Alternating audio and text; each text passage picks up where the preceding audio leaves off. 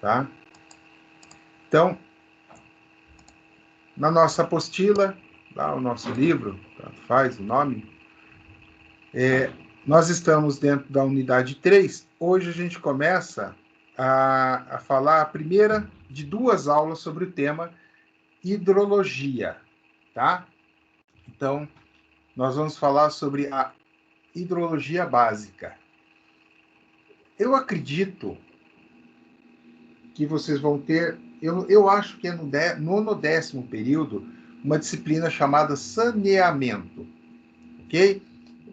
Eu não sei dizer para vocês se é no 9º ou 10º período.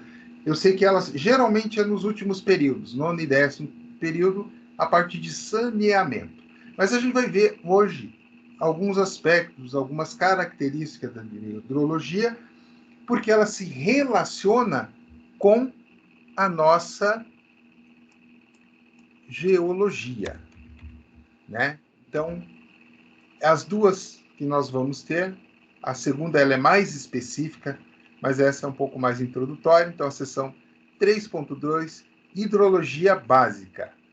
No que a gente vai estudar nesta sessão? A gente vai ver a formação dos solos, as características e a classificação em relação à geologia da engenharia. Então, a gente já estudamos isso aqui. A gente já viu toda essa parte de formação do solo, os tipos, as origens das rochas, né? Agora, nós vamos pegar estes conceitos e vamos juntar com estes aqui, os conceitos básicos da hidrologia, o ciclo da água e os elementos, como é que eles se correlacionam. E aí, mais para o final da aula, a gente vai analisar alguns casos que nós convivemos no cotidiano. Por exemplo, né, todo mundo sabe, gosta, acha maravilhoso quando começa a chover, porque a gente já sabe que vai ter área de alagamento, enchente, etc. Né? Falo assim, gosto no sentido, como engenheiro, é algo do qual eu não me conformo. Tem gente pedindo para entrar, vocês conseguem aceitar? Acho que não, professor, que a gente é convidado.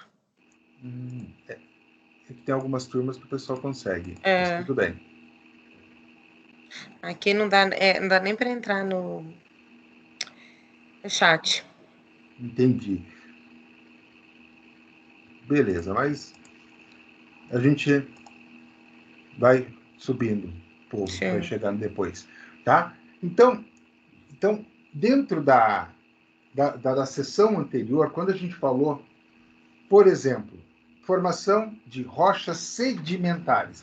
Como é que era formada a rocha sedimentar? Recordando rapidamente, nós tínhamos os sedimentos soltos, eles iam e acumulavam, por exemplo, num lago e iam solidificando em camadas. Nós vimos, inclusive eu mostrei imagens, as camadas de arenito bem acumuladinha, mostrando com as tonalidades de cores, e ficam esteticamente, fica legal, fica bem bonitinha a rocha. Mas quem que é um dos agentes? Além do vento, um outro agente muito forte, um potencial muito elevado, é a água. Então, esses dois caras em conjunto fazem todo esse processo. E aí, o que acontece? Mas é só a rocha sedimentar? Não, a rocha metamórfica, ela sofre desgaste, ela sofre lixiviação. Como que isso acontece? Exatamente através desse ciclo da água. Então, a água ela tem uma importância muito grande mesmo. Ela associada à geologia. Porque quando a gente fala de água, do que nós estamos falando? Quando a gente fala de água, a gente está falando, eu estou falando em termos de geologia, em termos de engenharia, ok?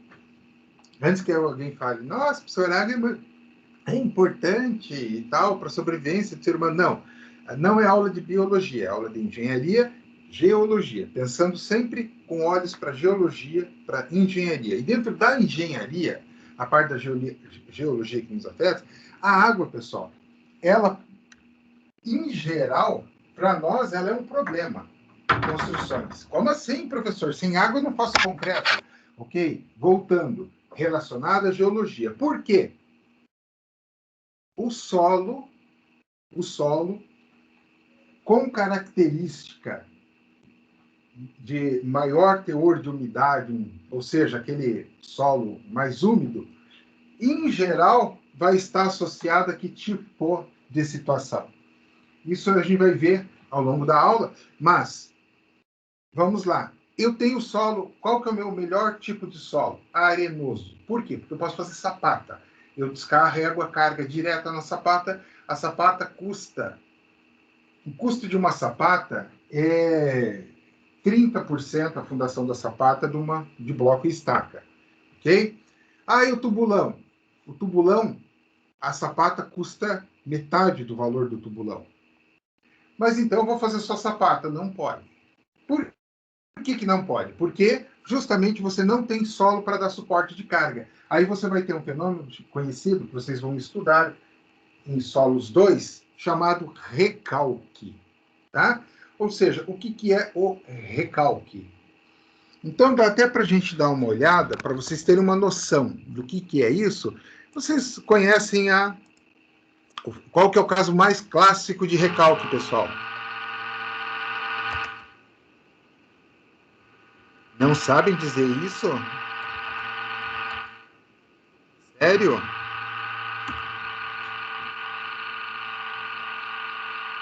Vou dar um spoiler. Aquilo que vocês gostam de comer, que vem tomate, queijo, mussarela. Torre do quê? Ambu? Torre do quê? Torre de Pisa. Isso! Sim, é torta. Isso vocês têm que saber. É obrigação. Todo engenheiro sabe. Torre de Pisa, caso clássico de recalque. Aqui, ó, como é que foi feito o conserto. E aqui as camadas de solo, né? Então, eu tenho areia, aí eu tenho uma camada de argila, clay é argila, tá?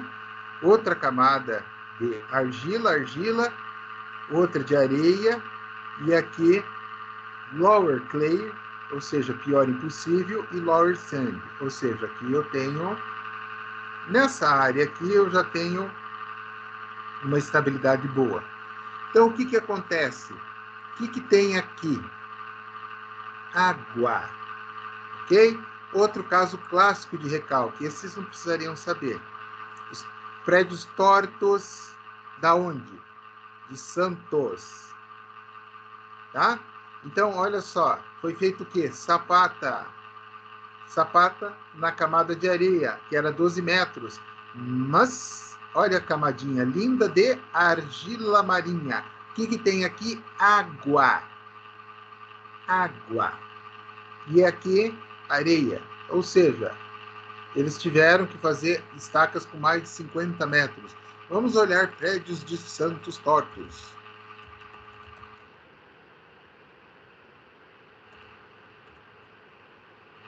Olha só.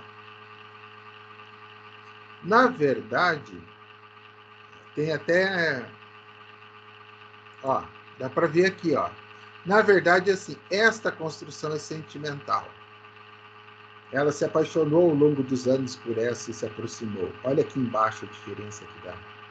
Recalque, pessoal. Tá? Ó, olha esse aqui. Esse aqui é praia, tal. Tomou umas e outras, ficou cansadão. Ó, como é que, olha só, pega este ponto e olha aqui, ó. Ele deveria estar aqui, ó. Ou o contrário. Deveria estar aqui. Olha como ele entortou. Tá? E essa foto aqui não tá legal, mas essa sim, ó. Tem gente querendo entrar na aula. Tá? Então, assim, professor, mas a gente vai falar de hidrologia. A gente vai falar de hidrologia, sim. E o que tem hidrologia a ver com esses prédios? Tudo a ver. Por quê? esses prédios... Olha, essa foto é top, que mostra bem o estrago. Ou seja, o que tinha no solo? Água. Junto com um solo argiloso, ok? Mas a água que é o problema. Então, assim, para nós, fundações, água é tudo aquilo que a gente não quer, tá? E assim, eu digo mais, você está executando, imagina um tubulão. Pensa que legal, você escavou lá, você tem que estabilizar ele com 5 metros e com 4 você pega a água. Ou seja, os operários vão trabalhar dentro da água. Pensa que alegria que deve ser. Então, para nós a água é um problema. Então, professor, então a gente tem que acabar com a água. Não, não dá. A gente tem que entender como ela funciona, como ela se comporta e como eu vou poder, lá na frente, tomar medidas para evitar problemas. Tá? Então, dentro daquela característica, só para finalizar essa introdução, nós temos dois tipos, basicamente, de solos. Ou ele é arenoso ou ele é argiloso. Evidentemente, você vai ter uma gama de variação de solos entre esses dois. Né? Então, eu tenho dois grupos. Um vai me dar fundação direta, outro vai me dar fundação indireta. Por quê? Porque a argila, ela tem, em função da característica da argila, ela retém a água. Tá? Vocês aprendem isso em detalhes lá em solos, mas a argila, ela retém água, ela retém líquido, ela satura. Ao fazer isso, é como se fosse uma esponja. Tá? Então, é como se fosse uma esponja. Então, aí você tem uma camada de areia sobre. E aquilo ali ficou um sanduíche no meio. Você aperta a parte superior, a água sai e o solo cede. Ele não aguenta o carregamento. Então, essa é uma característica, em particular, de solos argilosos. Então, automaticamente, você precisa de uma fundação profunda. Por quê? Porque você tem que atravessar esta camada mole e ir lá numa estrutura mais robusta. Então, choveu. Meu solo é arenoso. O que vai acontecer? Ele vai infiltrar mais água. Ele vai absorver mais aquela água. Não vai ficar a água retida na superfície. O solo é argiloso. Ele vai acumular mais água. Tá? E é evidentemente que nós pegamos dois tipos distintos, arenoso e argiloso. Se eu tenho essas faixas intermediárias, e a gente vai ter uma grande variação dentro dessas faixas intermediárias, saindo argila e vindo para a areia, vai acontecer o quê? O comportamento dele vai ser proporcional. Tá? Então, eu vou ter um comportamento similar ao solo argiloso, ao solo arenoso. Ok? Então, são coisas muito assim, interessantes entender esse ciclo hídrico para entender como ele afeta nossas estruturas. Então, entender um pouco dessa dinâmica dessa água para fazer essa análise desse ciclo hidrológico. Ok? Então, pegando essa representação do ciclo, nós podemos entender um pouquinho mais. Então, o que acontece? Isso é cíclico, sim. A água está aqui. Opa, solzão, puf, esquentou. Evapora a água.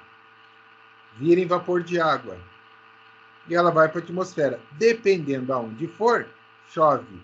Dependendo aonde for, vira neve. Cinzas, gás vulcânico, por exemplo, sobe e gera pressão. Desce para cá. Então, quando falam de camada de ozônio, não sei o quê, bababá, o que acontece? Na verdade, ela está afetando este ciclo. Então, ela aumenta o quê? A temperatura. aumentando a temperatura, eu tenho mais gás carbônico. Ó. Esse cara aqui, ó, o CO2, está vindo para cá. Ele vem CO2 com água. Depois desce. Beleza. Mas o CO2 faz com que eu tenha o efeito estufa, que é o quê? É mais ou menos o seguinte, pessoal. Você vai tomar banho, vai lá no banheiro, está tomando aquele banhão quente, chuveiro pegando fogo, água pegando fogo lá. O que acontece com o vidro? O vidro vai embaçando. Por quê? É o vapor. É a mesma coisa. E aí, é a mesma coisa, esse efeito estufa. E aí, isso impede que o ciclo funcione de forma adequada, elevando a temperatura. Se eu elevo a temperatura, eu potencializo esse ciclo. Professor, então não é bom porque ajuda a chover? Não, não é bom. Porque a chuva, ela não é uma coisa assim, aqui afeta ali. A gente já vai ver um pouquinho mais para frente os rios. Os rios de nuvens. Tá? Um pouquinho mais para frente a gente vai ver os rios de nuvem, e neles a gente vai entender um pouquinho mais esse conceito. Ok? Então, aqui tem a explicação, partindo da atmosfera, condensação de gotículas, a partir do vapor d'água, forma as nuvens, que darão origem às chuvas. A precipitação da água em forma líquida que atingirá a superfície terrestre. Beleza. A chuva caiu. Legal. O que acontece? Se eu tenho um terreno um pouco mais arenoso, ela vai infiltrar. Se eu tenho vegetação, ela vai infiltrar, mas ela vai reter uma parte dessa água, por causa das raízes das árvores. E depois, esta água vai para rios, oceanos e etc. Tá?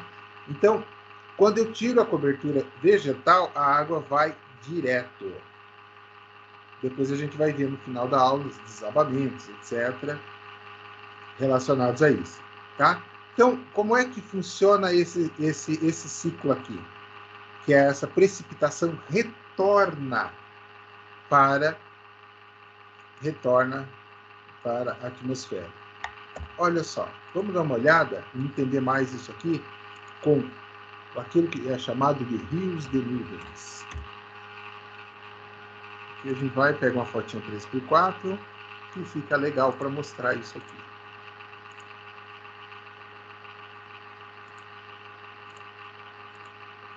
Olha só, rios de nuvens. Aqui tem até uma bonitinha. Essa aqui é mais interessante para explicar. Então, calor equatorial que vem. Beleza.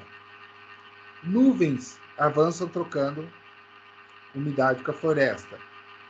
Chegando nos Andes, esse paredão dos Andes, bem próximo ali, ó, término da Amazônia, elas não conseguem avançar, então elas retornam. Quando elas retornam, elas vêm para cá, sul e sudeste. Então, quando você faz desmatamento aqui, você alterou este ciclo aqui. Aí você tem seca aqui nesta região. Exatamente assim. E aqui eu ainda vou acrescentar uma coisa, uma curiosidade, né? Então você tem as chamadas nuvens de poeira. Então, como assim nuvens de poeira, professor? Você tem... Eu vou pegar aqui, abrir do lado, para não bagunçar. Vamos ver se a gente consegue. Nuvens de Saara.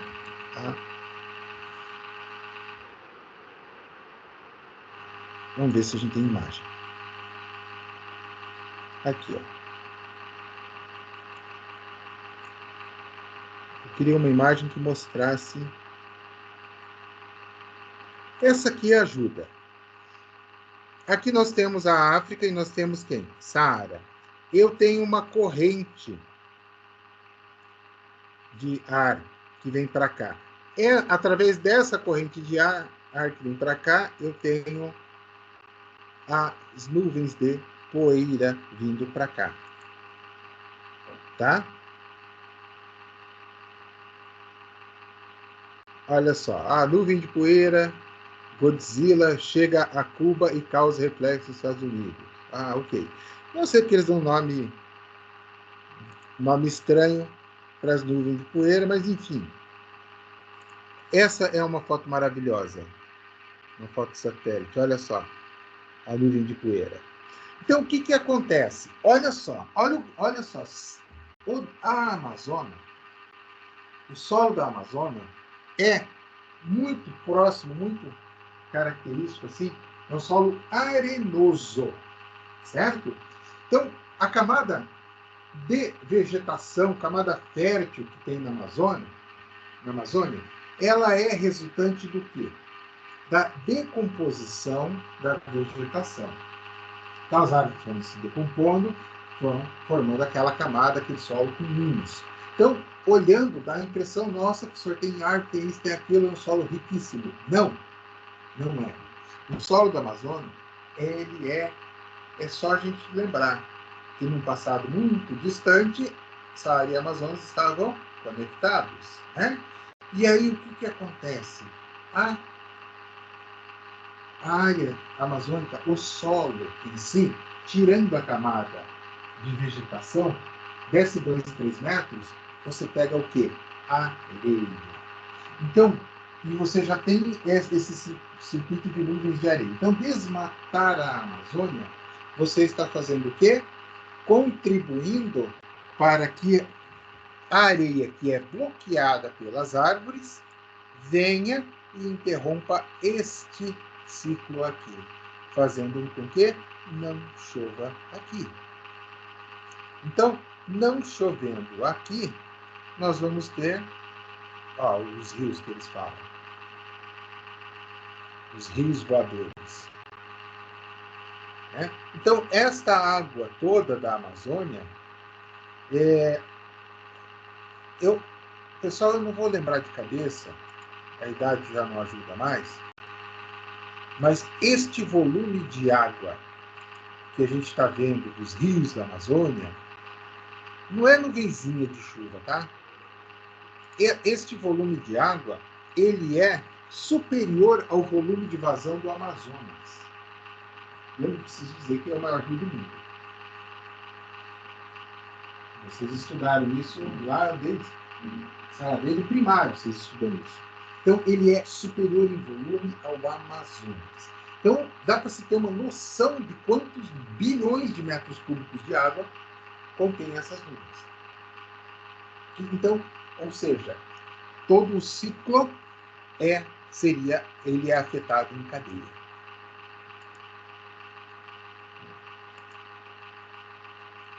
Vou mais um coleguinha.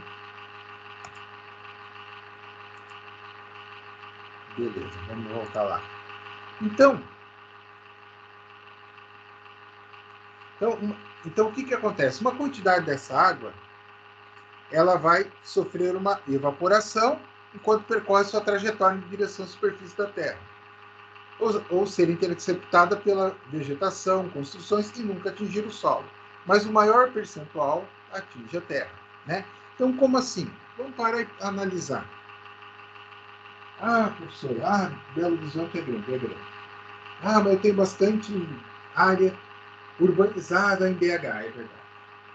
Eu tenho a grande BH, mais ainda construção para tudo quanto é lado onde eu olho, é verdade. Mas se você pegar a taxa de ocupação de solo por ocupação urbana, né, construções, você vai ver que ela é inferior a 3% do solo. Menos de 3% do solo é ocupado com construções. Então, o que acontece?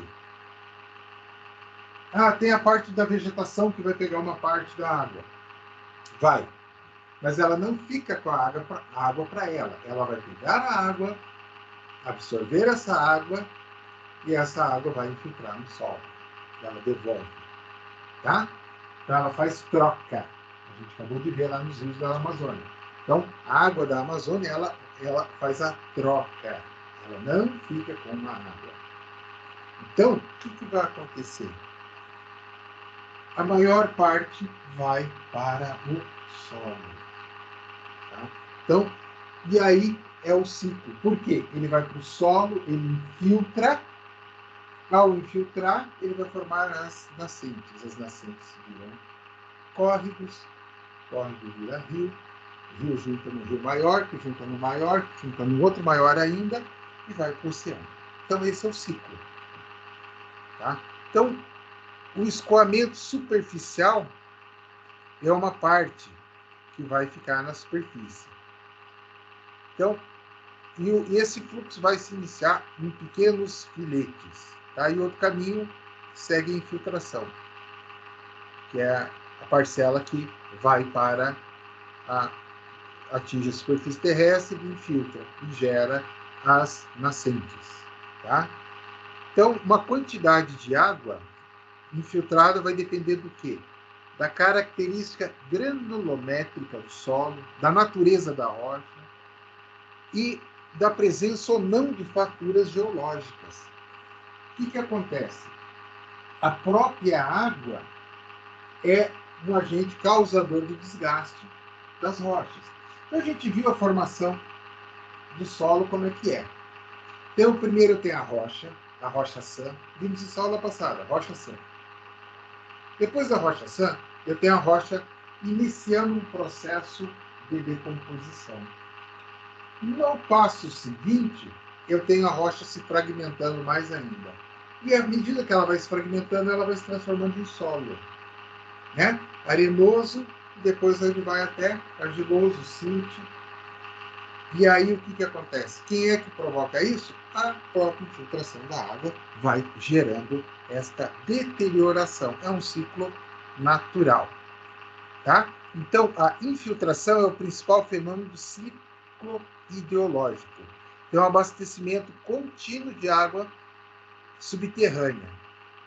E essa água pode fazer essa recarga desses reservatórios subterrâneos de forma direta ou, né, que é quando ela vai e infiltra diretamente no aquífero ou por meio de áreas de afloramento e fissura nas rochas, que se situam logo acima, fazendo uma recarga indireta.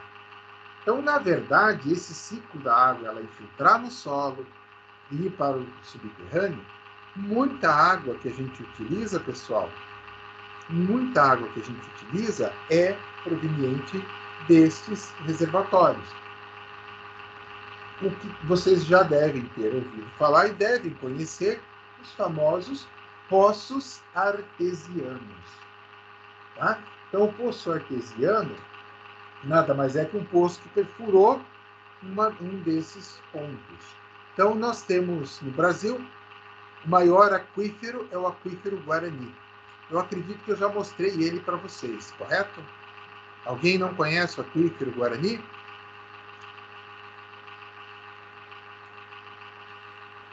Eu não me recordo, professor. Eu não conheço, não.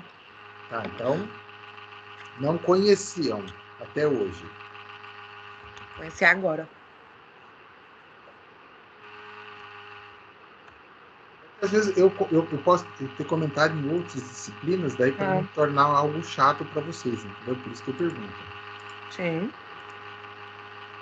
Porque por mais interessante que seja, daí você vê duas vezes a mesma coisa e se torna chato. Então, o que é o aquífero Guarani? Olha só. Olha o processo, está aqui, ó. É o que a gente está estudando, ó. É exatamente o que a gente está estudando. Essa troca, ó. É uma troca constante, ó. Que é o aquífero Guarani. É assim que ele funciona geologicamente falando. E aqui está o aquífero Guarani.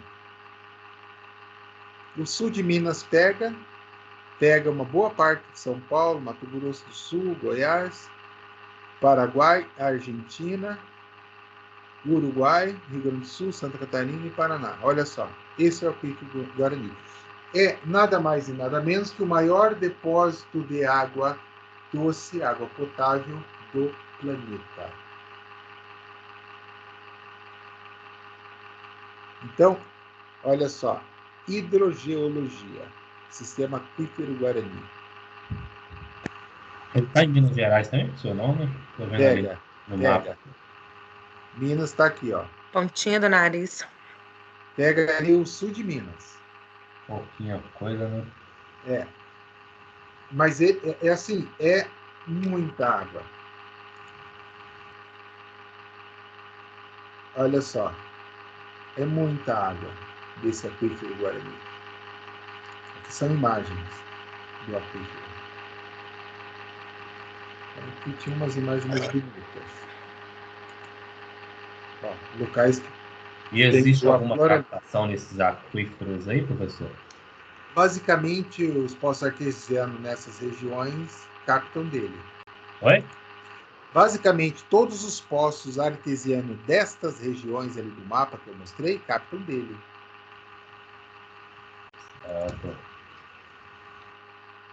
Então, ó, qual que é a profundidade? Vamos ver se traz aqui a profundidade. Então, esse aquífero Guarani, pessoal, é uma... Ó, olha só. Olha o poço artesiano. Poço freático, que é aquele poço que você já deve ter visto no sítio, lá na roça. E esse é um poço artesiano. E esse aqui é aquele afloramento. Ó. Mas como é? Faz um poço artesiano. E pega desse aquífero. Por que ele sai água com pressão e tal? Simples assim. Aqui ele está sob uma pressão bem interessante por causa das rochas. E aí a hora que você perfura, ele joga. Ô, professor, não existe uma cota mínima para começar a encontrar esse aquífero, não, né? Não. Mas não. ele não vai estar aflorado. Ele não tem nenhum ponto que ele está bem... Aflorado? É. Aqui. Ah, olha só. O aquífero. A pressão que ele sai. Tá? Aí já está jogando até para fora, jorrando já, ué. Sim. Você fez o poço. Ah, já é o poço furado, né? Pois é. É. Eu queria saber a profundidade desse poço aí, tipo, para você chegar nele, entendeu? Então eu vou te dizer um poço que foi feito ali em coisa, em Mato Grosso do Sul. Eu já mostro no mapa de novo. Ó, você se lembra que você falou a pontinha? Ah, não, tem um. Ah, esse mapa tá mais interessante. Nesse ponto aqui, tá? Nessa região aqui. 124 metros. Entendi.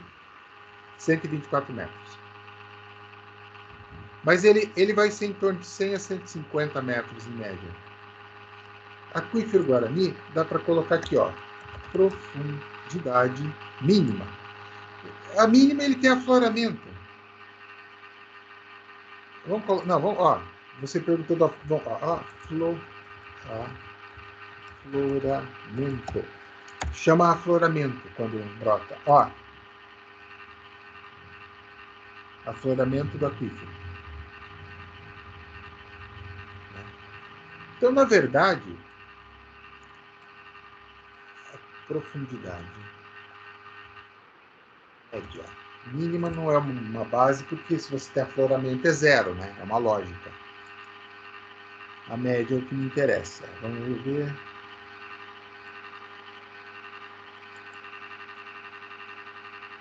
Ó, água e arenito.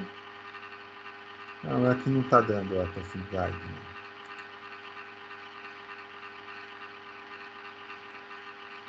Não.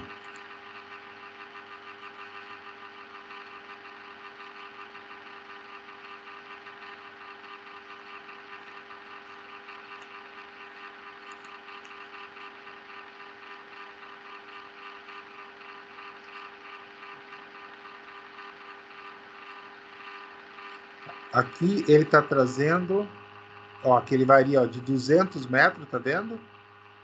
A 400, podendo chegar até 800 metros. Essa é uma profundidade. Mas eu acredito, ele é muito variável, porque assim, ele não é... Ó, aqui é uma abertura do próprio aquífero. Então ele não é... Ó, aqui, ó, ele está a nível de superfície. Ele não é regular, ele é irregular, ó. Olha só. Ele é irregular. Ó, 1.500 metros, 100 metros acima da cota, você tem o basalto, e depois, a partir desses 100 metros aqui, ele vai ter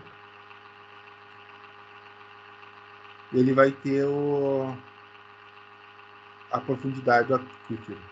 É irregular. Poço artesiano, saída espontânea, que na verdade, esse poço artesiano, nós temos o nível do lençol freático, tá vendo? Ele está abaixo. Quando ele está abaixo, ocorre a saída espontânea. Quando ele não está abaixo, você precisa fazer o bombeamento. Ó, e ainda você tem aqui, ó, aquífero em lugar suspenso. Veja que eu tenho 2 camadas ainda. 2 camadas. Então, na verdade, nós não dá para dizer... aqui tem coisas interessantes. Aqui ele está trazendo, ó, sua grande extensão ultrapassa a fronteira brasileira, chegando a outros países. A gestão do aquífero ao ter do chão será facilitada porque é exclusivamente nacional. Tá, esse aqui é um aquífero da Amazônia. Volume de água, 86 mil quilômetros cúbicos.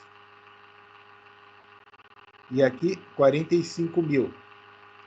É porque está considerando a parte que está no Brasil e tem uma outra parte. Então, ou seja, você vai ter o poço artesiano, você vai ter nessa média de 100 até 200 metros, você vai ter a profundidade. Olha aqui, ó. Aqui está trazendo, ó, com 200 metros. Aqui, ó, uma cota intermediária aqui, de 0 a 200. Então, dá para...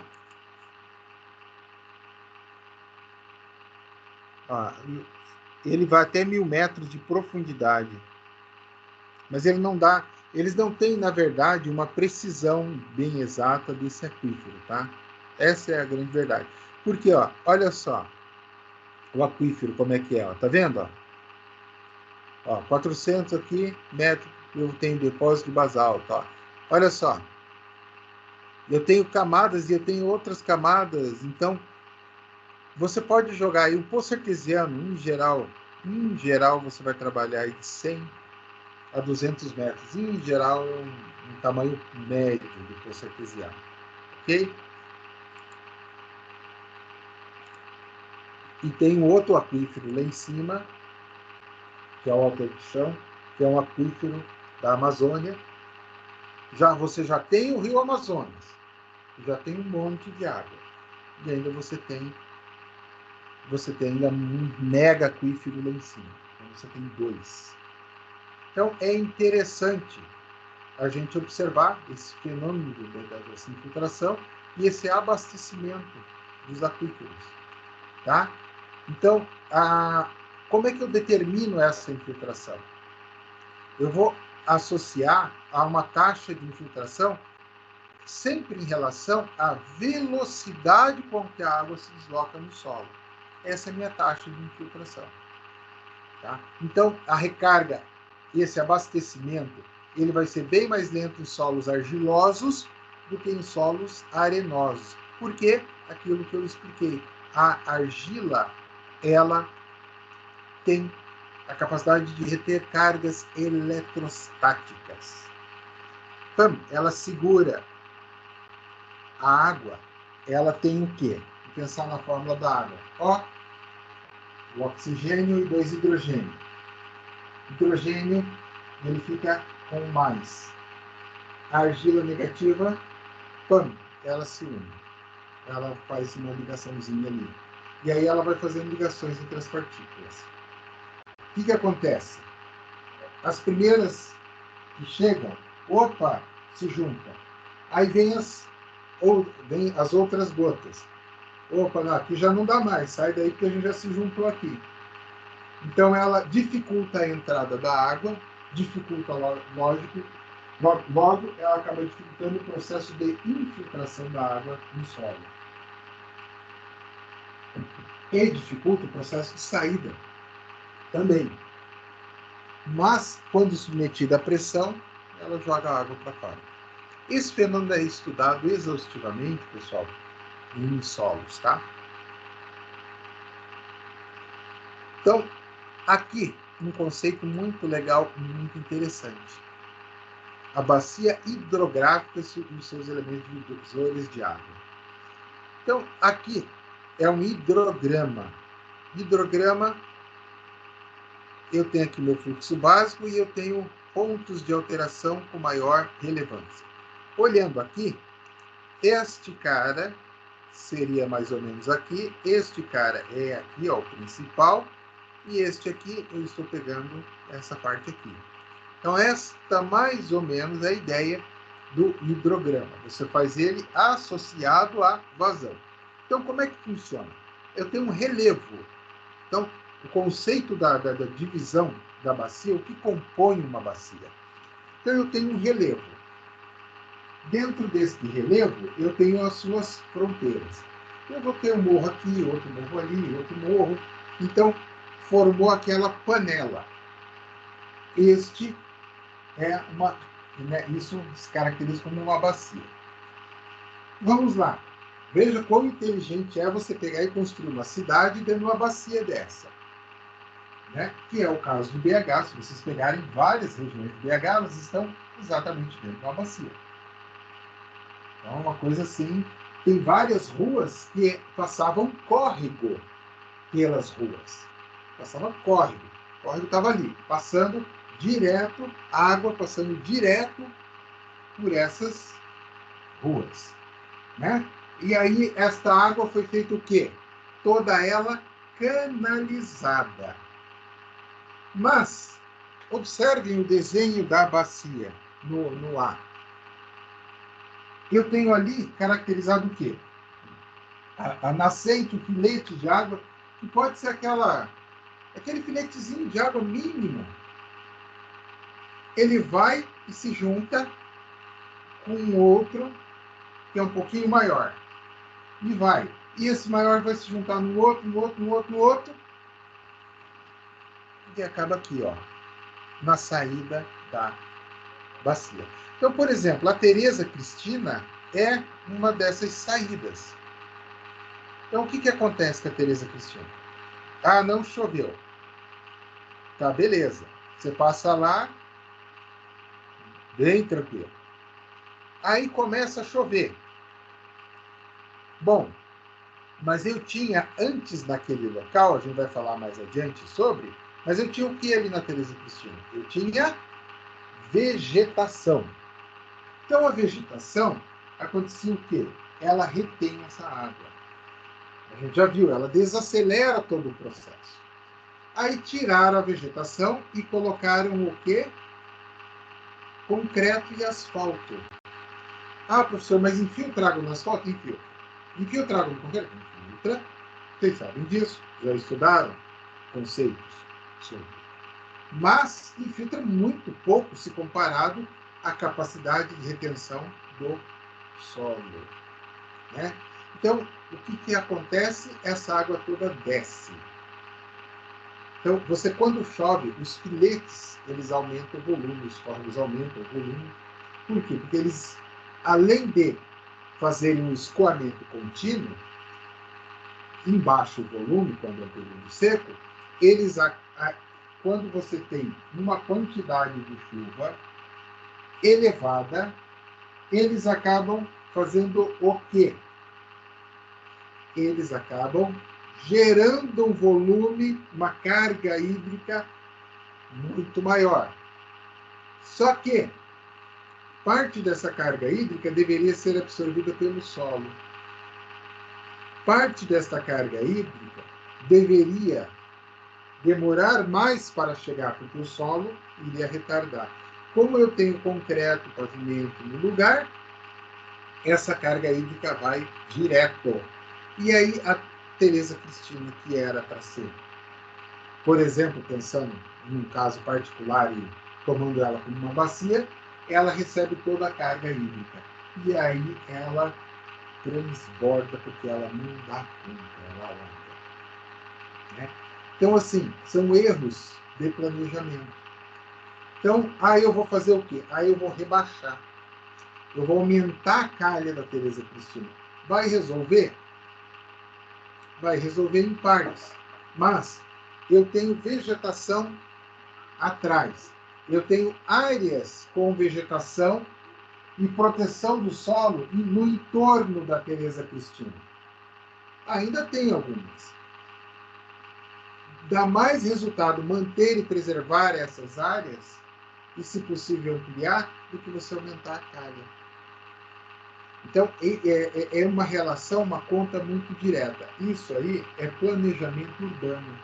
Então, você jamais poderia... Por exemplo, se você pegar... Quer ver uma outra coisa que não poderia, mas fizeram?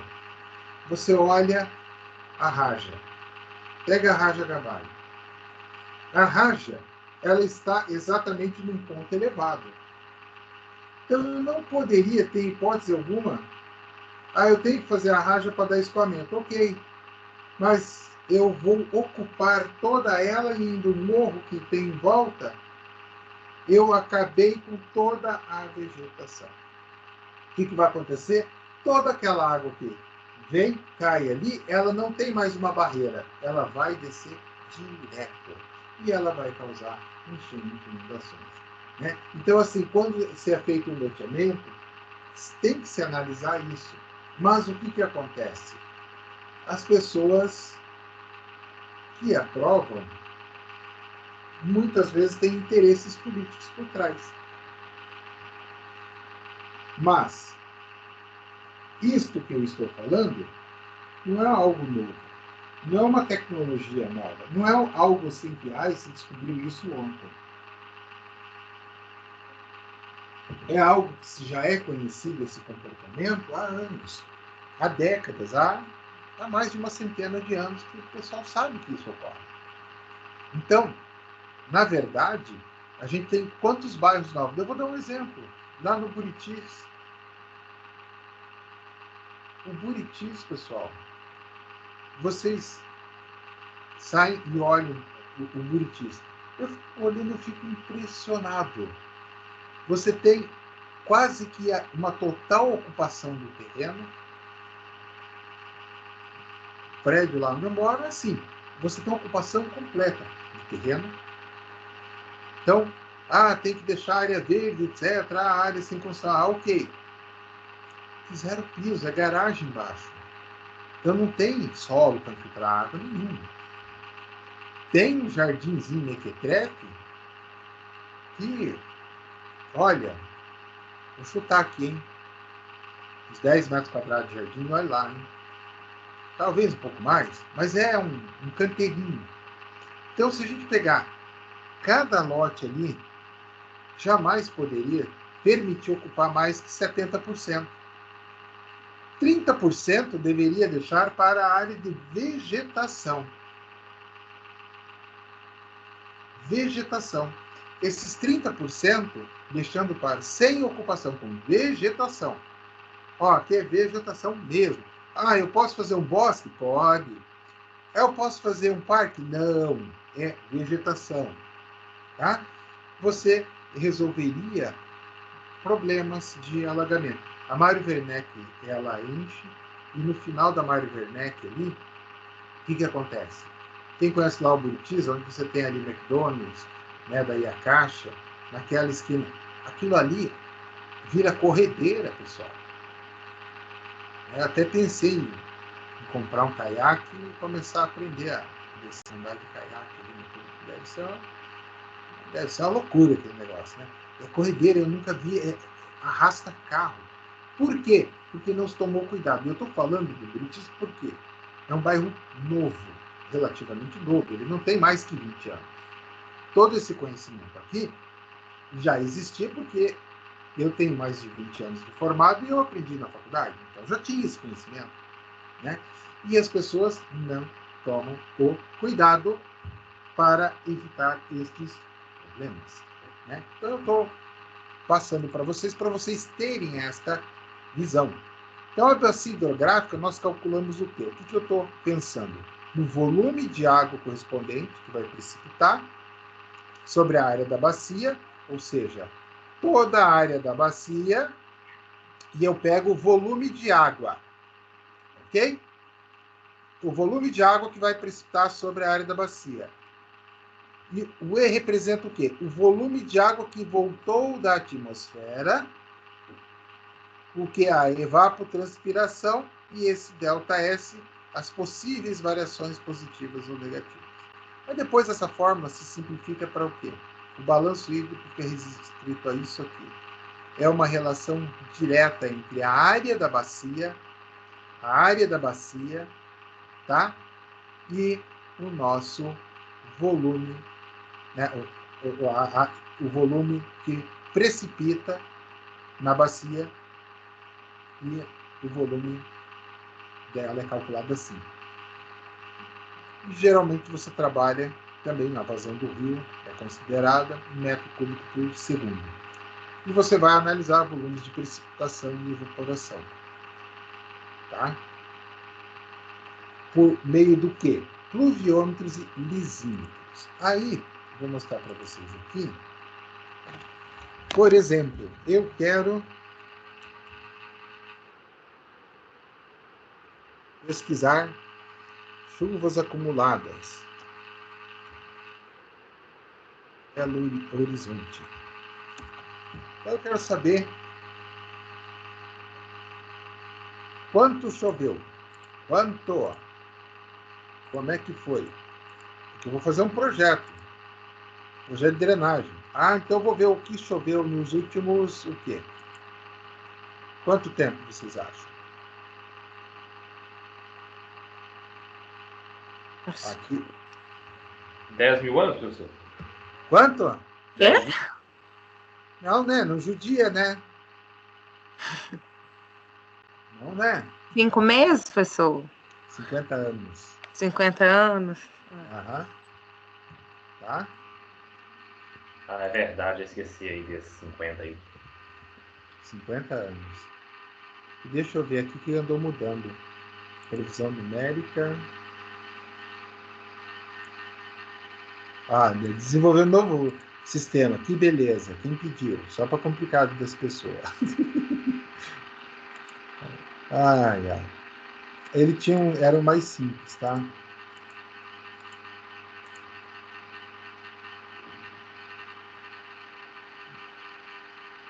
Era mais simples. Já acho aqui.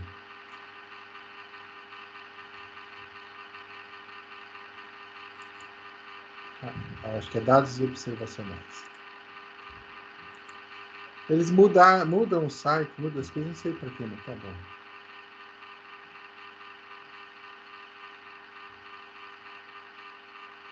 Então, aqui, pessoal, vai ter que pesquisar com mais calma. Eu não tinha, né, eles mudaram.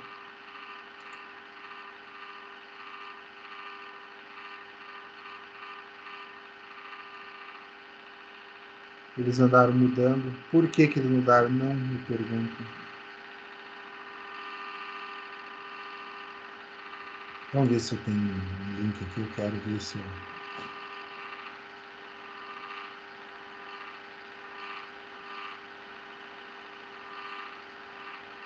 Serviços de usuário PDF não era. Pessoal, tá. Mas tem como ter os dados, tá? Nesse site, no CPTEC. É um site do governo, tá? Associado ao INPE, pertence ao INPE. E você tem como pegar e observar tudo o que ocorreu, tá? Vamos buscar aqui.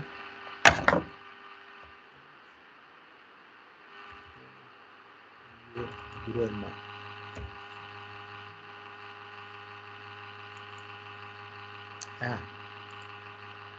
Desisto deles.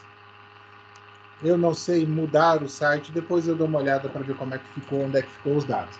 Mas o que eu ia mostrar para vocês é assim, eles têm os dados dos índices pluviométricos que choveram, por exemplo, em BH, nos últimos 50 anos. Tá? Então, toda vez que você vai fazer uma análise, um regime e tal, são dados dos ciclos de chuva dos últimos 50 anos. Por quê? Vocês já ouviram falar, né, nas crianças argentinas? Na Laninha e El Niño. Um traz seca, outro traz excesso de chuva. Então, imagine que você vai dimensionar quando estiver com chuva. Você vai fazer o quê? Superdimensionar. Opa, eu vou dimensionar quando estiver seca. Você vai fazer o quê? Subdimensionar. Então, você está nos dois extremos. Ou você super, ou você sub. Então, quando você pega 50 anos de histórico de chuvas, deixa eu colocar na internet, deixa eu fazer mais um. Eu sou teimoso. Eles mudaram o site, mas eu vou tentar colocar aqui, ó, histórico de chuvas em... Legal. A tela não está compartilhando, não, professor? Não, eu sei. Eu vou compartilhar aqui. Eu fiz só coloquei, ó, histórico de chuva.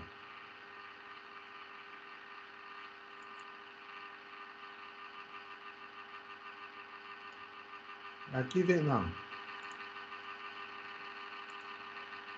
Chuvas, ele vai trazer a fonte. Acumulado. Ele deveria trazer a fonte da pesquisa, do site. Mas tudo bem.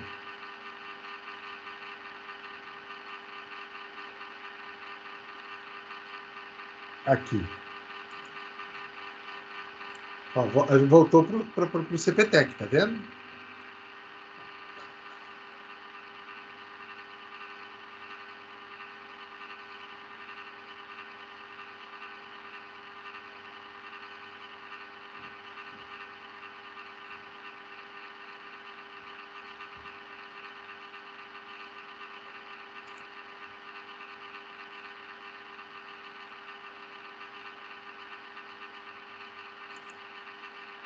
Aham. Aqui ele está trazendo os dados, né? Programa, etc.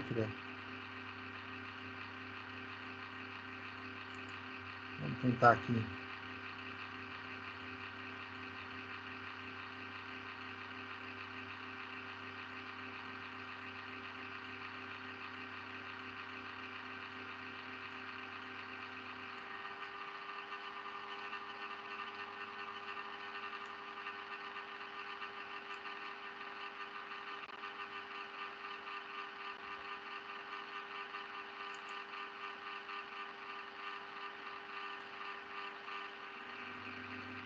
O pessoal tem um chiado de fundo. O cooler do meu notebook, ele resolveu... Tá chiando demais a aula mesmo. É o cooler. Ele resolveu... Chega o problema trabalha comigo aqui, mas... Não. Eu já encomendei um novo cooler para fazer a troca. Tá?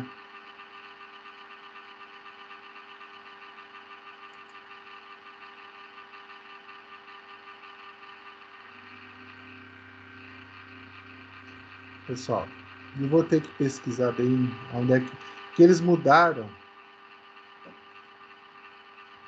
Mudaram aqui. Mas é naquele site lá. É naquele site que vocês encontram. Ó, eu acho que eu vou mudar a parcial e colocar para vocês acharem isso lá no site. Tô brincando, tá? Então, já falou sobre o professor? Eu cheguei atrasado na sua aula. No final da aula você deve falar de novo, né? Vou falar depois do intervalo. Ótimo. Então, baseado naqueles dados lá, aqui tem de um período, ó, de 74 até 2015. Então, você tem um balanço hídrico do município aqui que ele está trazendo para nós, de Brotas, tá? O que choveu. E aí, o que aconteceu? Você pega e faz o regime. Tudo que choveu em janeiro, de 74 a 2015, está aqui. Opa, aí eu traço o quê? O balanço hídrico daquela bacia, em particular. O que acontece? Essa informação, como eu falei, existe, está disponível, é uma fonte que vocês podem ir lá e consultar. Tá? E aí, essa aqui ele pegou como exemplo por 41 anos. Geralmente é 50 anos o padrão. Tá? O que acontece? Dentro deste padrão,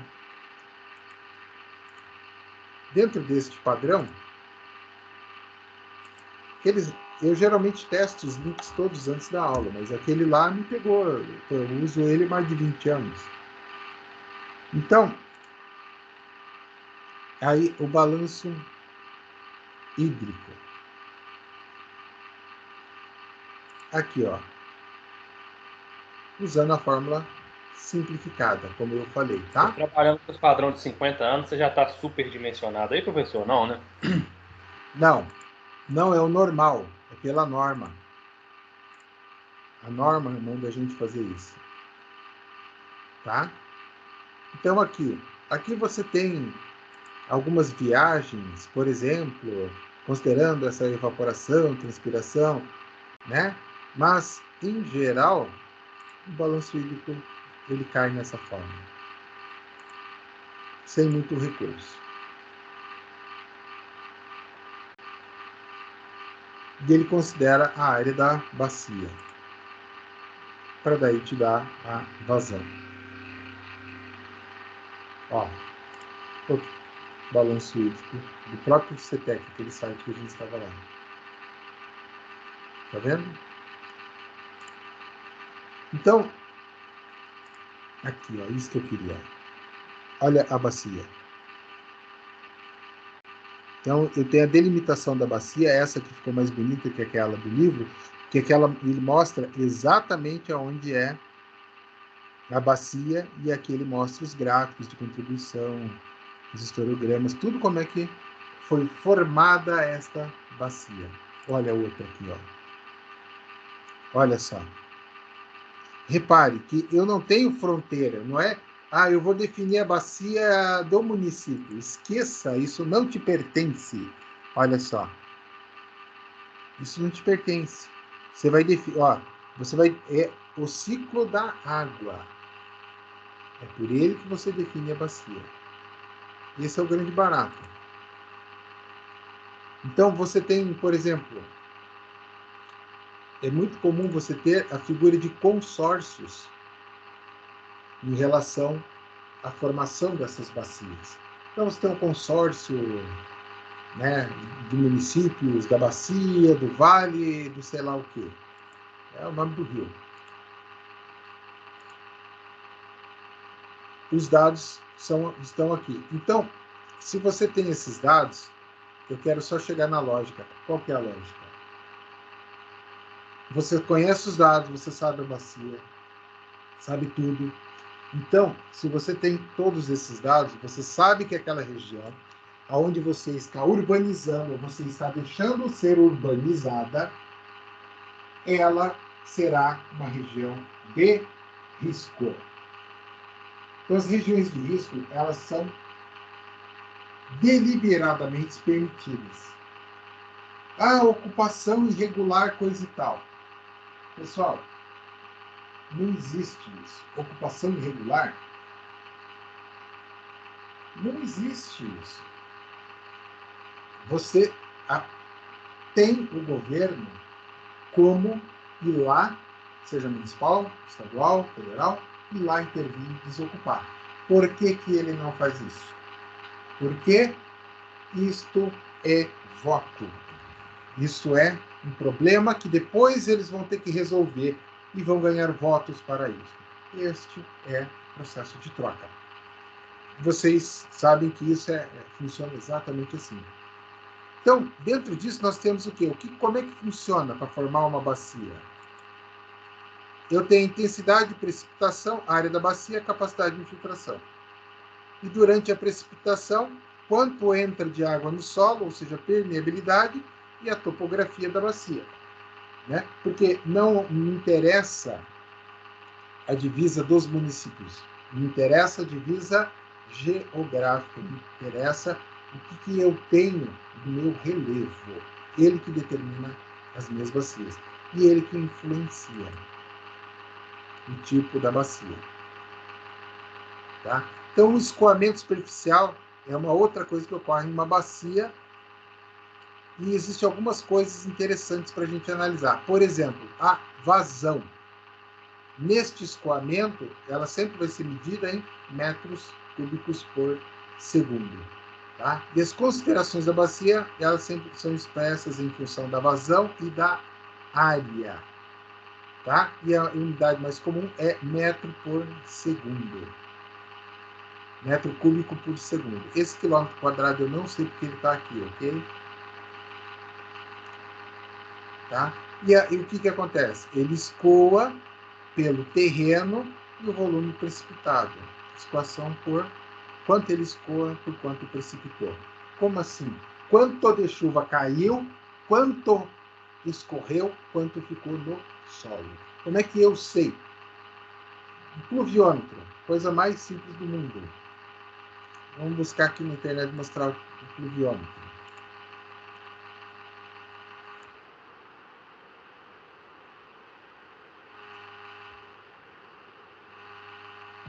Vou colocar aqui, ó, artesanal. Aí vocês, se vocês quiserem, senhor, eu quero saber quanto choveu. Eu quero quantificar se choveu mais ontem ou hoje. É assim que você faz, ó. Olha o pluviômetro, olha que coisa ridícula. Ridícula de fazer. Ridícula. Eu sei a área disso aqui? Sei, né? Aluno de engenharia, que souber calcular uma área de um círculo ali, se mata. Pi r ao quadrado, mediu, faz o quê? Coloca a PET virada, uma régua aqui dentro e deixa na chuva. Acabou. Isso aqui é o pluviômetro. E eu vou saber quantos milímetros de chuva eu tive? Claro que vou, é só medir. Choveu, coletei o pluviômetro, foi lá, muito simples de fazer, muito fácil de entender o funcionamento dele. Né? Então, aí você tem como fazer essa estimativa. E aí você tem essas taxas de infiltração. Olha só, no asfalto, ela é de 0,7 a 0,95. No asfalto, de 0,7 a 0,95. E aí no terreno arenoso, 0,5 a 0,10. Então, pessoal, caiu ali, o que vai embora? 5 a 10%. Caiu no asfalto, vai embora de 70 a 95%. E aí você tem um outro conceito interessante, dessa altura limimétrica, tá? E aí você tem o histórico de chuvas, que lá naquele site você consegue. O que acontece? Você vai ter esta situação aqui, esquema ilustrando essa diferença. Ó. Situação normal, enchente e inundação. Então, essa altura, esse nível, você sabe. Isso aqui, você sabe. Porque você tem consulta a quem? Ao teu historiograma. Você sabe quanto choveu. Você sabe quanto precipitou. Você sabe todos os dados que te interessam.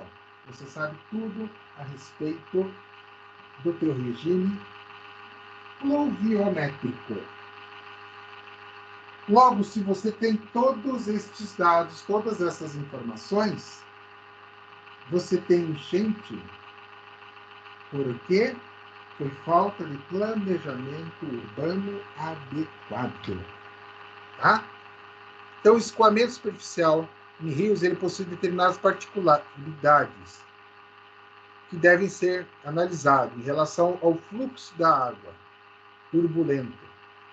Este detalhe de escoamento, vocês vão estudar em Vocês já fizeram hidráulica? Não. Então, vocês vão estudar lá em hidráulica e vocês vão aprender o número de Reynolds e vão ter 2 tipos de escoamento, laminar e turbulento. São 2 tipos de escoamento.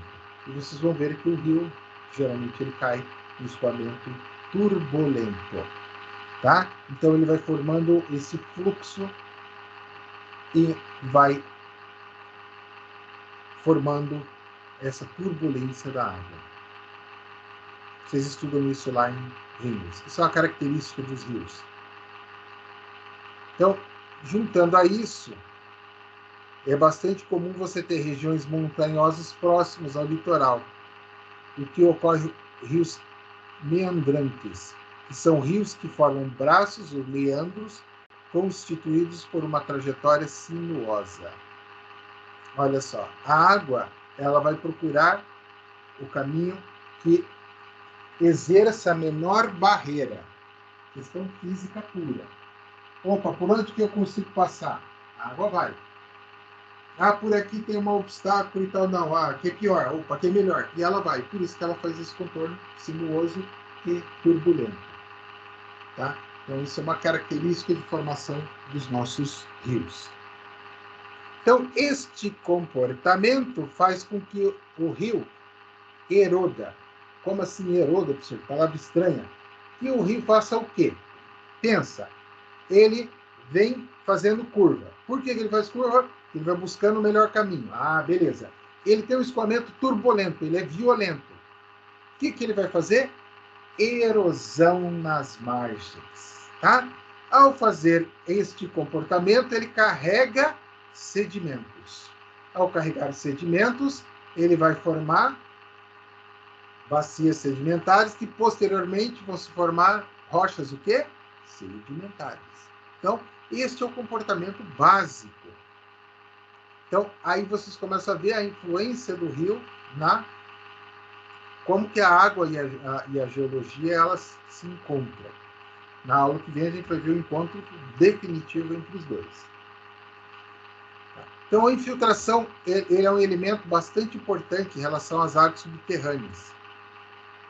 E alguns fatores influenciam isso, com a velocidade e o volume da água que ela infiltra. Como é que eu sei quanto ela infiltra? Eu já aprendi isso.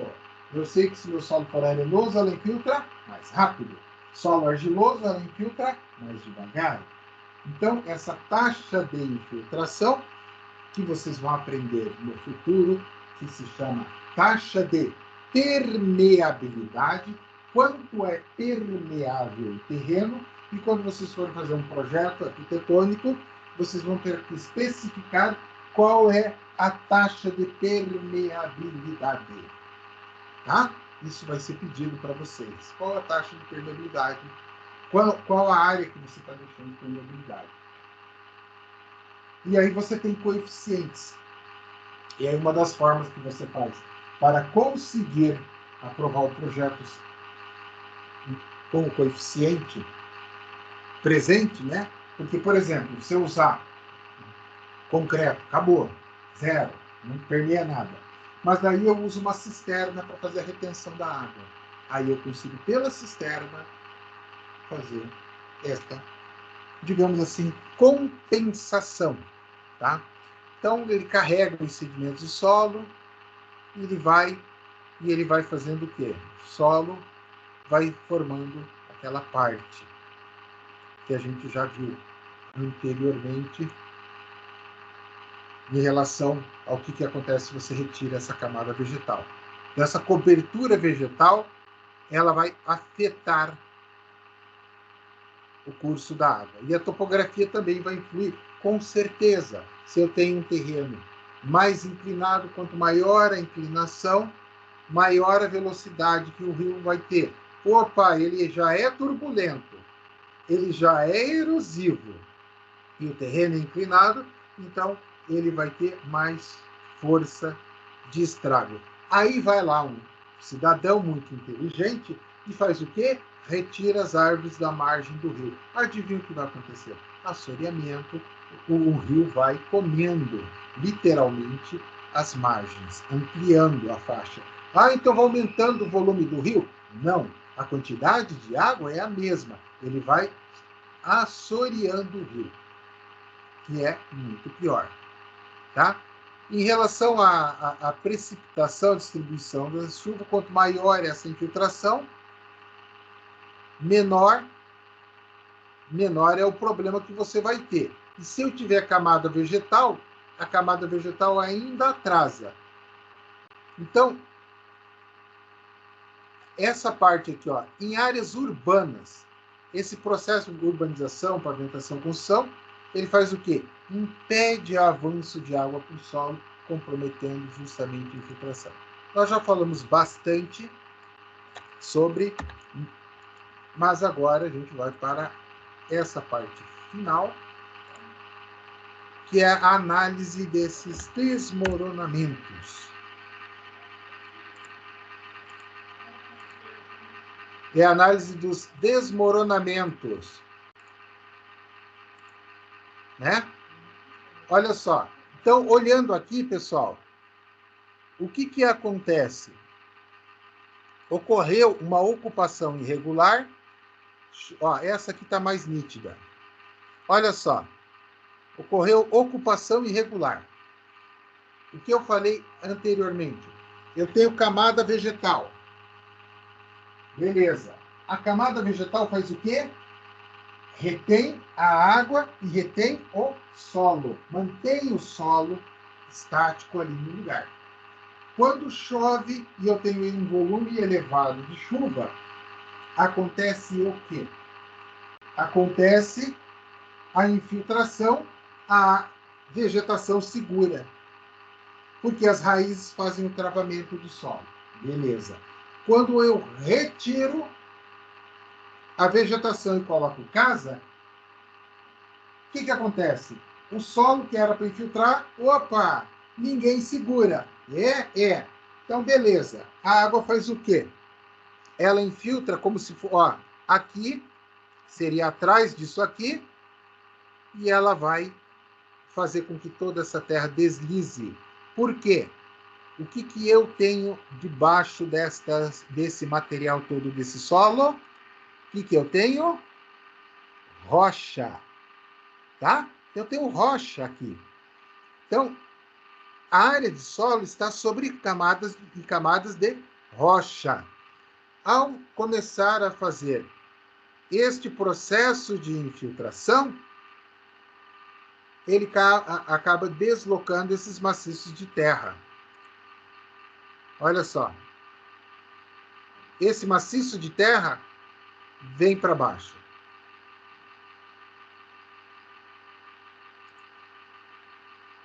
Ah, vou fazer o quê? Construção de proteção de encostas, para não deslizar. É uma solução. Mas ela é muito mais cara do que uma solução mais inteligente. Qual que é a solução mais inteligente em vez de fazer isso aqui? Evitar que ocupem estas áreas. Não ocupando essas áreas, olha só. Ah, vou fazer para proteger a encosta. É ótimo. Deixa a vegetação aqui. Precisa construir aqui? Não. Proíbe. Ah, professor, vou ocupar. Ocupa, vai lá e derruba e põe fogo no barraco. Quantas vezes for necessário? Uma hora para. Uma hora eles vão entender. Eu estudava em Santa Catarina. Olha só. Eu estudava em Santa Catarina, pessoal. E Florianópolis, só que eu vou mostrar aqui a Via Expressa para vocês.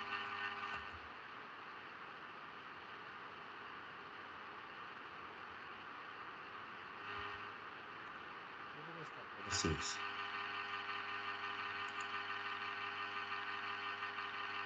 A Via Expressa. Essa é a Via Expressa. Ó. E foi bem aqui. Bem aqui. Bem nessa região aqui. Depois dessas duas placas é a ponte, é a Colombo Salles e a Pedro Ivo, as pontes que dão acesso à ilha, tá? Então, bem nessa faixa aqui, tiraram a árvore, etc. Ok, mas tem uma vegetação ali. Beleza. Os caras foram meter barraquinho para tudo quanto é lado aqui. Encheram de barraquinho. Lá tem ó, no fundo já é a ponte, ó. Só que não foi desse lado, foi do lado oposto, foi naquela foto anterior mesmo. Foi bem aqui. Eles encheram de barraco. para fazer uma ocupação irregular e iam fazer uma favela ali. Então eles foram tudo animados. A prefeitura foi toda animada com os tratores no dia seguinte. Demoliu tudo, não deixou nada. Eles estavam construindo ainda, passou o trator em tudo. Vem cá, vocês querem casa? Beleza. Vamos fazer um cadastro aqui, vamos arrumar um lugar para vocês e vocês vão se mudar lá para o conjunto habitacional. Ah, não sei o que, não. Você quer casa ou você quer ocupar de forma irregular para depois vender o terreno? Porque muita ocupação, pessoal, eu diria 70% pessoas precisam de casa. 30% malandro querendo aproveitar a oportunidade. Então, eles fizeram a separação entre malandro e quem precisa de casa. Bom, então tá bom. Todo mundo vai, vocês vão entrar naquele que espera, vão fazer os condomínios, vão pegar as casas e tal. Programa habitacional. Eu me lembro, no Paraná, eu me lembro de programas habitacionais assim, é casinha pequena, tá? Casa de 30 metros quadrados. Mas é uma casinha de material, simples e tal. E o cara pagava uma mensalidade, uma prestação dela, tipo, era 4 anos de parcela. Hoje seria mais ou menos uns R$100, 100 e pouquinho, porque era 10% do salário mínimo. E ainda o cara ganhava luz na taxa mínima de água e na taxa mínima de luz. Mais ou menos assim. Duzentão o cara pagava água, luz e aluguel. Água, luz e aluguel não, prestação da casa. 4 anos e a casa estava quitada no nome dele. Só que ele tinha lá uma obrigação de não vender aquela casa por um período, parece, de 10 ou 15 anos. Uma coisa assim. O que acontece? Sabe que muita gente que precisava se beneficia desse tipo de projeto. Sim. Algumas pessoas faziam, sabe o quê? Contrato de gaveta. Vendiam aquela casa para terceiros, para terceiro, para quarto, para quinto, para sexto, e assim vai. Então, assim, existe necessidade, pessoas precisando e existem malandros. Então, o que se deve tentar fazer é filtrar e eliminar os malandros e oportunistas, para deixar que realmente quem precisa tenha casa. Agora, deixar fazer ocupação irregular é tragédia anunciada. É pedir para que isso aqui aconteça. É pedir para que essas pessoas expostas ao risco venham a morrer depois. Então, isso aqui que é o conhecimento que a gente tem de engenharia, a gente sabe que isso aqui, nós sabemos qual é a equação. Você pega, analisa a bacia, você vê onde chove, você vê o que vai acontecer, e você já sabe, retira essa camada vegetal, o resultado é este. Não tem choro. Vai acontecer. Então, por isso que toda vez que chove, é tragédia anunciada. É esperar e ver que vai acontecer exatamente isso aqui. Fruto de ocupações irregulares. Pessoal, esse seria o conteúdo da apostila, da aula de hoje. Depois a gente vai falar da parcial. Alguma dúvida?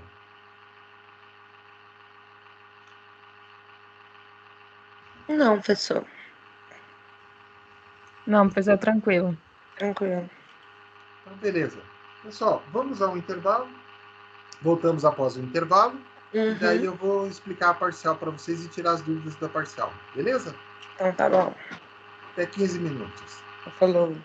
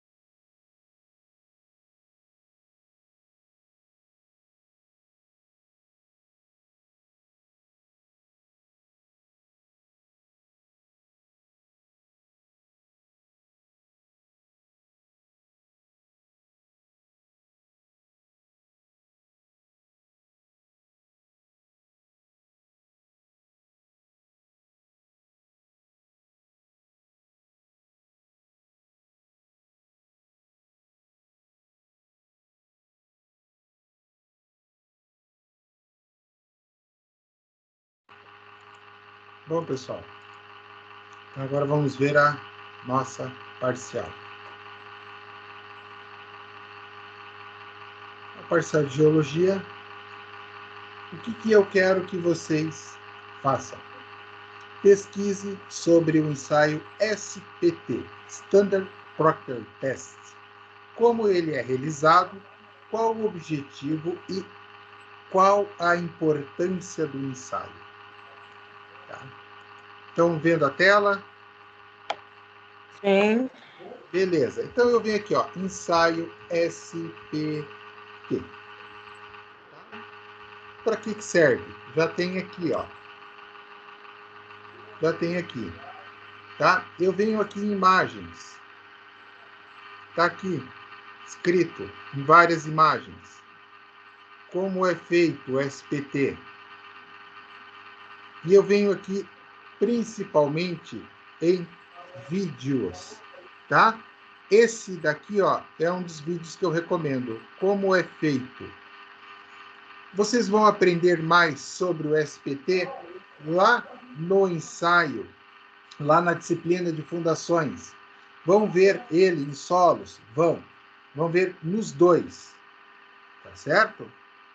Mas eu quero que vocês tenham um primeiro contato. Por quê? Isso, na apostila foi comentado sobre ensaio SPT. Tá? Ele foi comentado. Olha, tem um tipo de ensaio, placa de carga para areia e SPT para sondagem. A gente viu isso há umas 2 unidades atrás. Beleza. Só que eu quero que vocês vejam mais. Por exemplo, vamos lá. Um vídeo aqui. Olha só.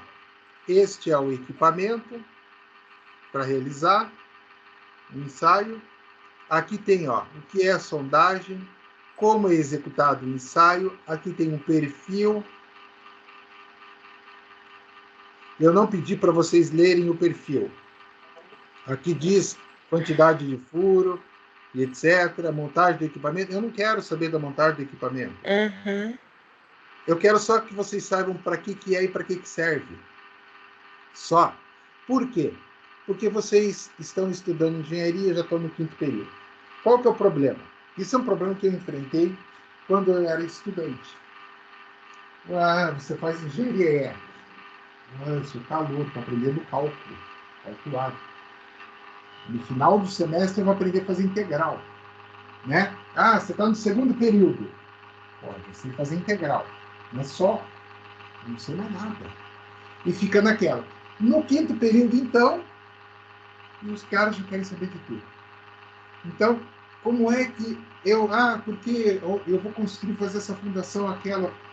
Não, você depende do teu tipo de solo. Em geologia, eu já avancei o conceito com vocês e expliquei além do que vocês deveriam saber para a disciplina. Mas é para que vocês façam a associação entre o que vocês estão estudando e o que vocês vão usar. Porque senão fica uma coisa muito vaga, muito perdida. Tá? Esse ensaio é muito simples. Olha só. Olha só. Ele está fazendo o quê? Ele está usando a ferramenta para retirar o tubo de ensaio, depois de cravar o martelo. Ele vai tirar o amostrador. O que vai sair ali do amostrador? Vai sair solo. E vai sair o quê? Camadas. Ou seja, se você vai fazendo esse... Olha, bem ruim esse negócio aqui. Hein? Esse ensaio desses homens aí. Bem ruim. Aqui explica... Não. Como interpretar o laudo de sondagem? Não interessa. Não é para vocês interpretar laudo de sondagem. Esse que aqui quer contar a história. Deixa ele contar a história. Vamos ver. Ele vai contar a história. Eu não quero saber a história do... Esse aqui só quer contar a história. Eu quero mostrar na prática.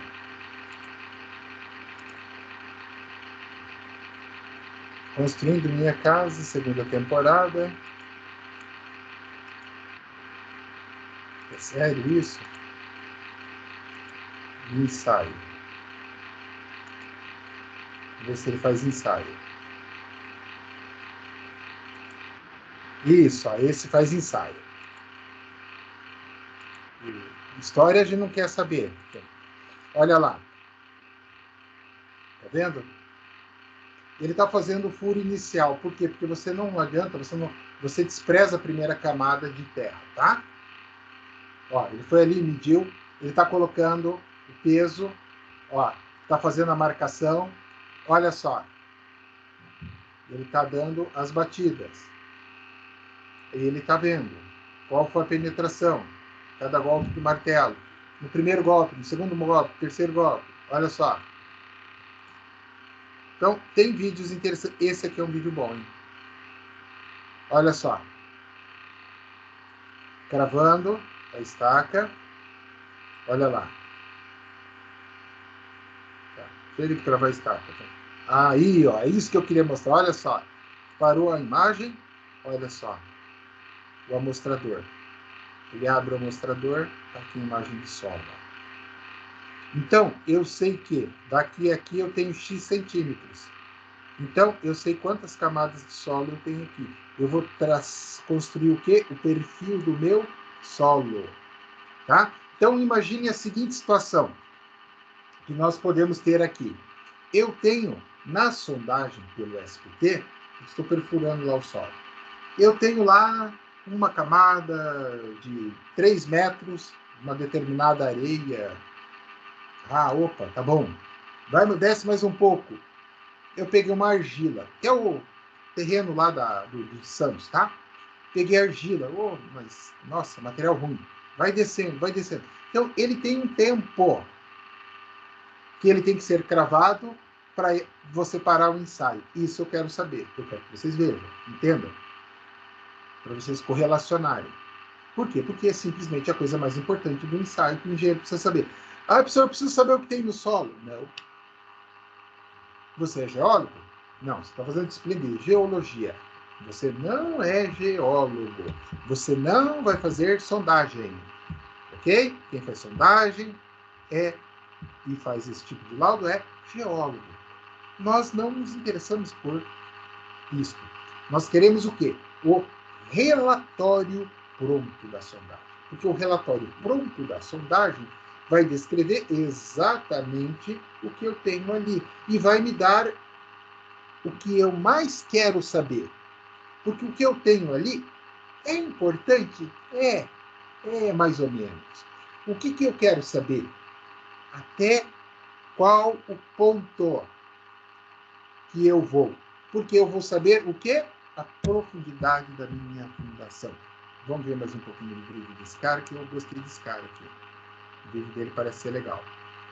Novamente ele tá. Vamos lá. Opa. Marcou. Olha só. Retirando as amostras. O que ele vai fazer? Olha o que ele está fazendo.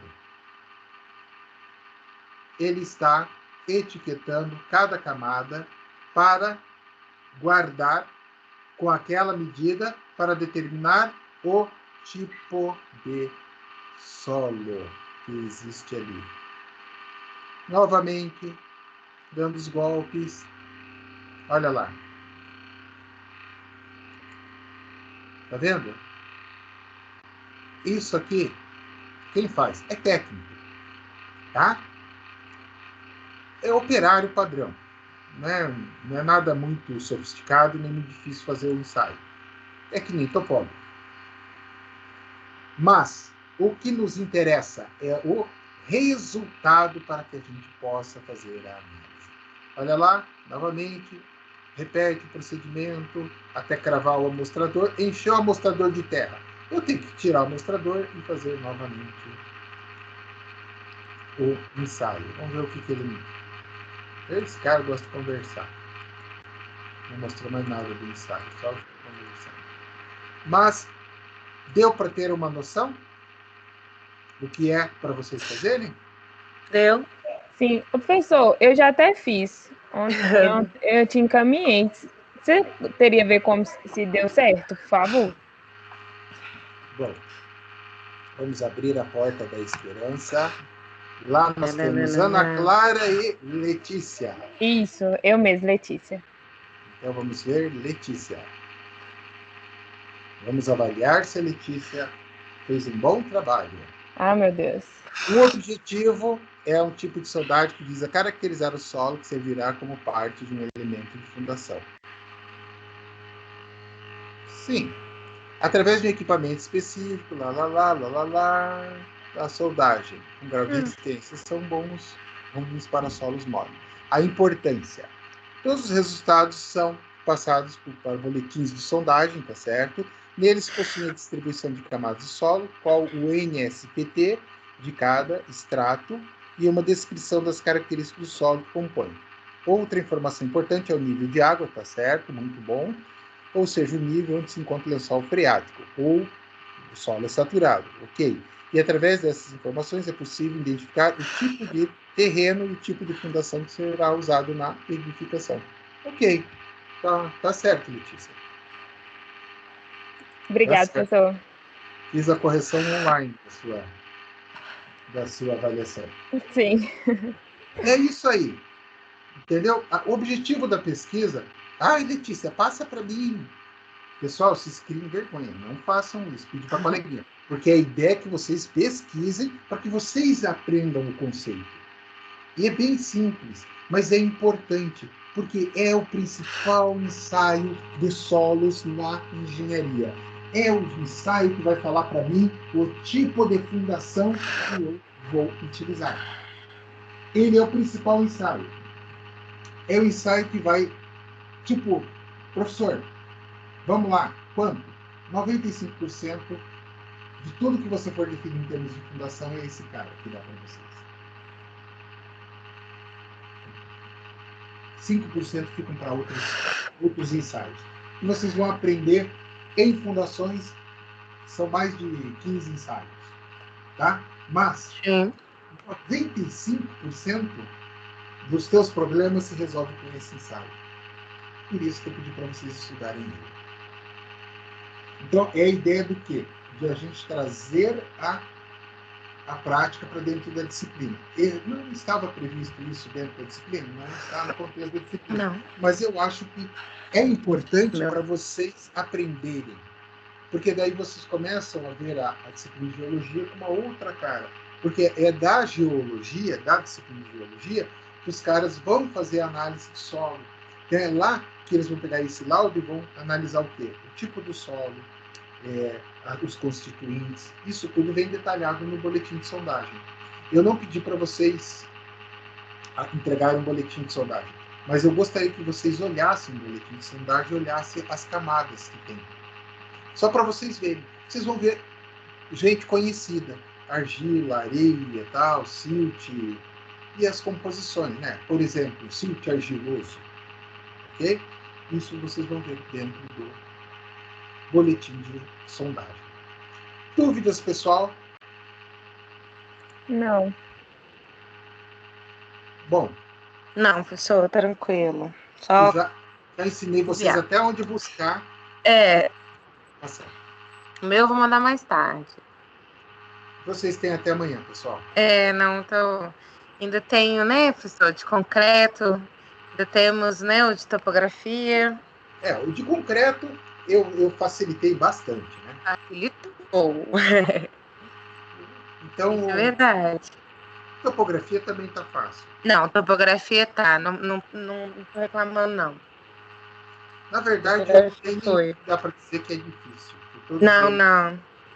E todos eles relacionados ao que a gente está aprendendo, mas associados com aquilo que seria a nossa prática. Sim, com certeza.